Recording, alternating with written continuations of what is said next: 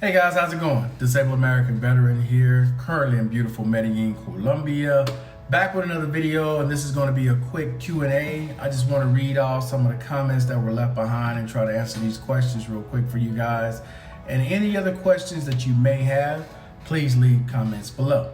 Okay, so the first question that I have, the latest one that was left behind, was a video I did about veterans living abroad. And the question is, can you combine aid and attendance with the caregiver program? Absolutely.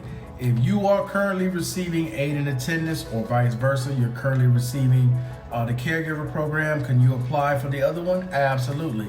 There's nothing stopping you from doing that. They are two separate programs, even though they're under the VA umbrella. One, which is aid and attendance, is done by the compensation side. The other, which is the caregiver program, which is ran by the VA hospital, okay? Biggest difference between the two, this one, aid and attendance, goes to the veteran. This one, caregiver program, goes to your caregiver. It does not go to the veteran, okay? Let's move on to the next question. I appreciate you gentlemen leaving positive comments on the video I just did recently talking about younger 100% veterans who are not receiving SSDI.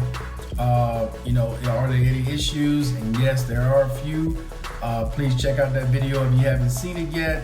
And I appreciate the comments from Mr. Johnson and Mr. Collins. Okay, moving on to the next question, which is excellent video and information. Again, this is a video I did about living abroad. Do you know if the VA will cover any health care for veterans living overseas in non-US territories? Thanks. The answer to that is yes, through the Foreign Medical Program. If you go to my channel, hit video and scroll down, you will see more information about the Foreign Medical Program. But in a nutshell, yes. If you're in a country, just like here, I'm in South America where this is not US territory, but they do have a third-party service here called HCA. Okay, that's the acronym. And basically what they do is all the groundwork, all the legwork for FMP, where I don't have to do anything except go to the appointments, and they bill FMP directly. FMP pays them. I don't get a bill. I don't get anything. So basically, when you're in non-US territories, or you're not in the US, and you're living overseas, your service connections are what is going to be seen that you're not having to pay for through FMP. So for example, if you're only service connected for mental health, then you're only going to be seen overseas for mental health through FMP. Anything outside of that, you have to pay for, okay? Now, if you're someone like myself who have multiple disabilities, regardless if it's a 0 rating or whatever, you still can be seen for that service connection disability. FMP is gonna cover that cost. They're gonna cover medications and all that stuff, okay?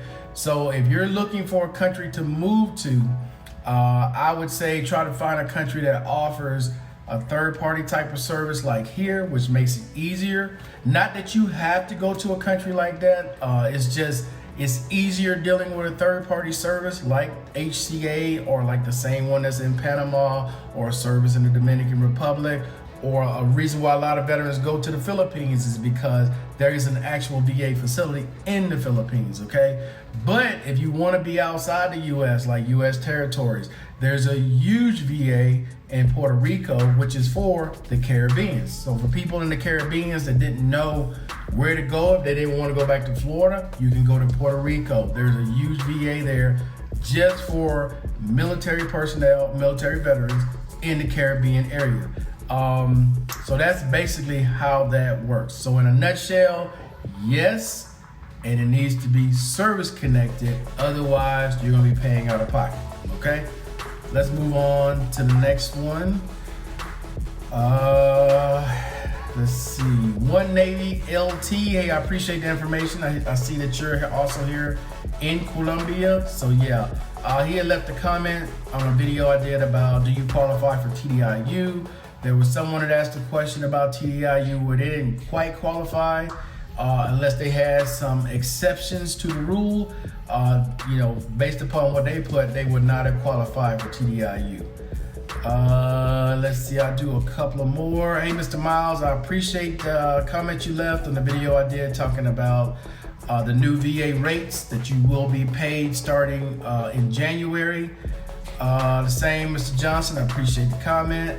Let's see, and that's it. I'm caught up on all the comments real quick. So any other questions that you all have, please leave comments below. I will try to go live again next week, and I will try to put out a heads up of when I'm going live.